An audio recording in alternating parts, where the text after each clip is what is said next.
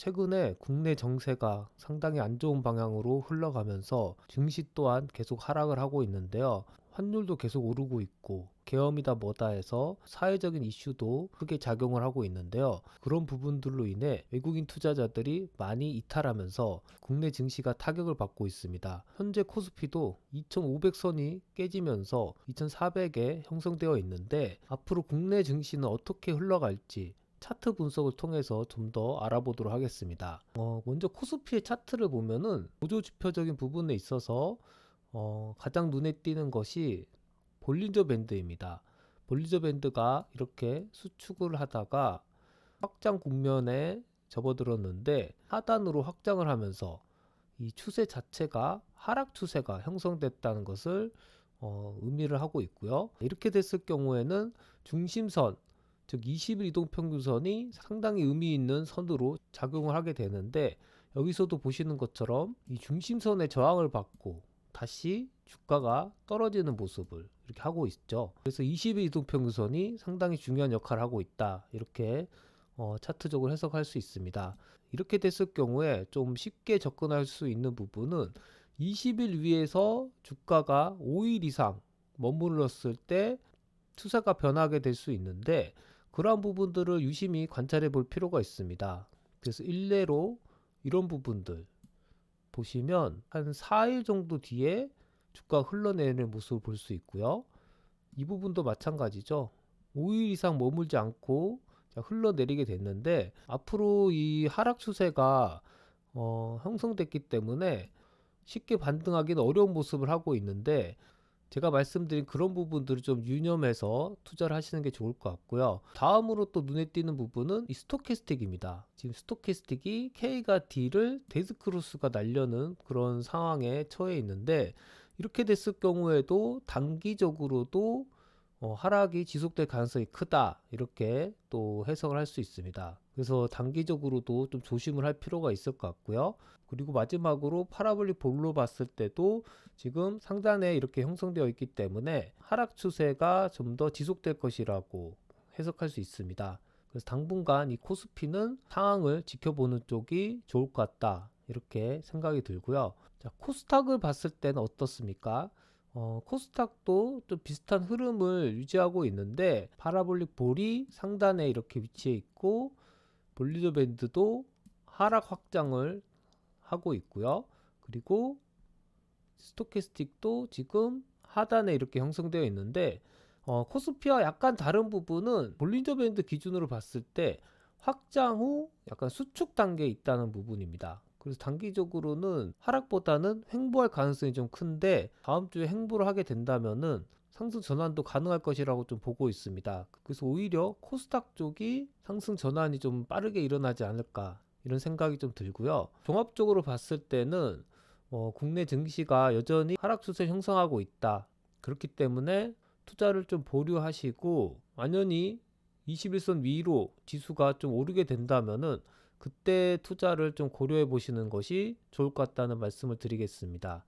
국내 분들이 많이 가지고 있는 개별 종목을 좀 보도록 하겠습니다. 먼저 예전에 몇 번 다루었던 삼성전자를 좀 보면은 지금 뭐 흐름은 그렇게 나쁘지 않은 것 같습니다. 일단 뭐 스토캐스틱이 지금 저점에서 올라오고 있는 추세고 이 주가도 지금 쌍바닥을 어쩌면 형성하고 있는 상황이다 보니까 이 쌍바닥의 저점도 지금 올라가 있죠. 그래서 어느 정도는 상승 흐름으로의 전환이 일어날 가능성도 있는데 확실하진 않습니다. 지금 21선 위로 주가가 5일 이상 올라와 있지 않고 3일 정도만 머물다가 떨어졌기 때문에 뭐 어떤 적극적인 투자보다는 조금 소극적으로 접근을 하셔서 큰 부담 없이 사시는 것은 문제가 안 될 것 같지만 많은 투자를 하시게 됐을 경우에는 확실히 상승 추세로 꺾였다고 말할 수는 없기 때문에 좀 위험한 부분이 있다. 그래서 과감한 투자보다는 좀 소극적으로 접근할 필요가 있겠다고 말씀드리고 싶고요. 지금도 다음 주에 흐름이 중요하겠죠. 다음 주에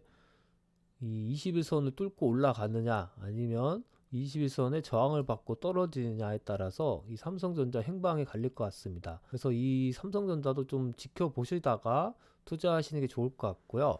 LG전자를 한번 살펴보면은 LG전자는 지금 스토캐스틱이 이렇게 하단으로 형성됐고 볼린저 밴드도 지금 하락 확장을 지금 하는 모습을 보이고 있고요. 파라볼릭 볼도 지금 상단에 이렇게 형성되어 있죠. 그렇다 보니까 이 삼성전자보다는 좀 더 하락 추세가 이어질 가능성이 높은데, 아직 보유하고 계시지 않은 분들은 더 지켜보셨다가 들어가시는 것을 추천드리도록 하겠습니다. 자, 다음은 현대차를 한번 보겠습니다. 현대차도 지금 하락 추세에 있는데 삼성전자 모습이 좀 비슷하죠. 지금 쌍바닥을 이렇게 형성을 하고 있는데 저점이 좀 높아지는 모습을 하고 있습니다. 하지만 스토캐스틱이 지금 데드 크로스가 나고 있고 여전히 주가가 20일 이동평균선 밑에서 이렇게 놀고 있기 때문에 좀 과감한 투자를 하기보다는 소극적으로 대응을 해야 된다, 이렇게 분석이 좀 되어지고요. 그나마 좀 좋은 부분은 파라볼릭 볼이 하단에 이렇게 형성되어 있다는 부분. 그래서 다음 주에 이 전저점이 과연 깨지는지 안 깨지는지가 현대차는 되게 중요한 포인트라고 볼 수 있어서 이 부분을 좀 관심 있게 지켜보시면 좋을 것 같고요. 다음은 네이버를 한번 살펴보겠습니다.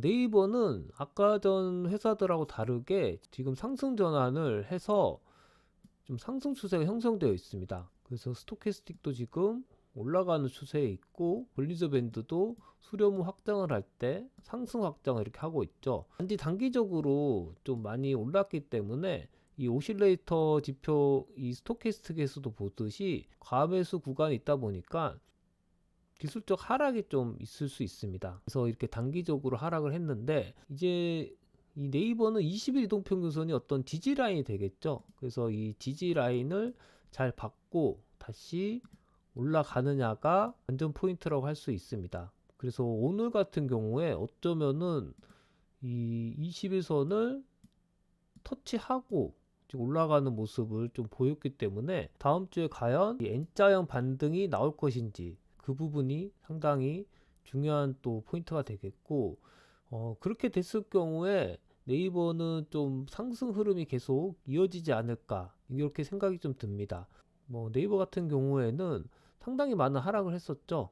이 주간으로 봤을 때 뭐 2022년도부터 줄곧 하락을 했으니까 상당히 좀 많은 하락이 있었던 종목인데, 과연 이 20만 원대 초반에 매물대를 돌파할 수 있을지가 좀 관전 포인트가 될 것 같습니다. 그래서 23년도에 보시면 20만 원 초반대에 이렇게 거래가 되다 보니까 이쪽에 매물대가 좀 있을 것 같은데, 뭐 한 번에 뚫고 나가긴 쉽진 않겠죠. 그래서 어느 정도의 저항이 있다가 과연 이 매물대를 뚫고 나갈지, 만약에 뚫고 나가게 된다면은 또 기대 이상으로 많은 수익을 가져다 줄 수도 있을 것입니다. 그래서 그런 부분들을 좀 유심히 살펴볼 필요가 있고요. 다음으로 카카오도 한번 보겠습니다. 이 종목도 상당히 많은 사람들이 갖고 있는 것으로 알고 있는데 최근에 좀 반등이 있었죠. 그래서 3만원 초반에서 47,000원까지 단기 상승을 하였는데, 일단 이 카카오도 네이버하고 좀 비슷한 상황에 있다고 볼 수 있습니다. 그래서 예전에도 좀 많이 말씀드렸는데, 좀 공격적인 투자를 하고 싶으신 분은 카카오를 사고 좀 안정적으로 접근하기를 원하시는 분은 네이버를 사시면 된다고 제가 말씀드렸었는데, 확실히 반등이 오면은 카카오가 반등폭이 큰 걸 알 수 있습니다.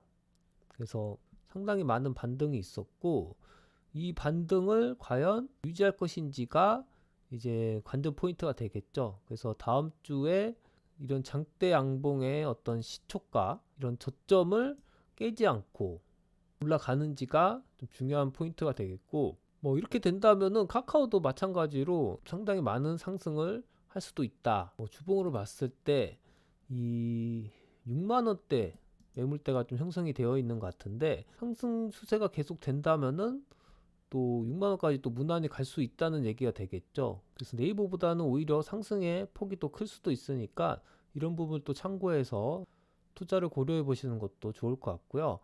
다음으로 SK텔레콤을 한번 보겠습니다. SK텔레콤도 이번 연도부터 상승 추세가 형성돼서 연말까지 이렇게 달리고 있는데 60일 이동평균선이 기준이 되고 있죠. 그래서 60일 이동평균선이 이렇게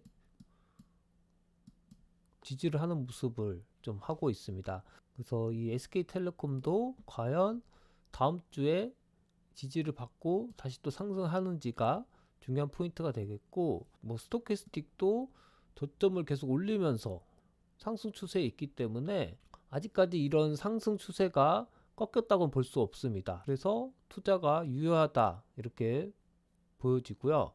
SK텔레콤 같은 경우에는 배당도 많이 주는 편이죠. 현재 배당 수익률을 확인해 보면은 6.1%입니다. 그래서 충분히 배당주로 접근을 해도 괜찮은 종목이라고 생각되기 때문에 관심 있으신 분들은 좀 투자에 참고해 보셨으면 좋겠습니다. 자, 이렇게 해서 국내 증시를 좀 살펴보았는데요.